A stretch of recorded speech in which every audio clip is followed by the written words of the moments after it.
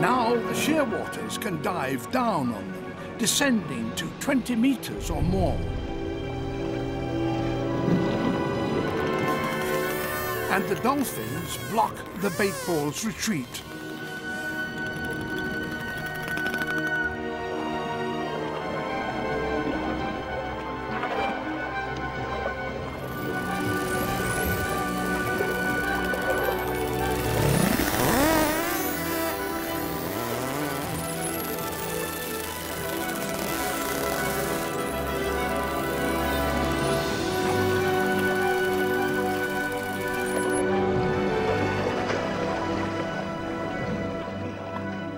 The dolphins leave as soon as they've had their fill.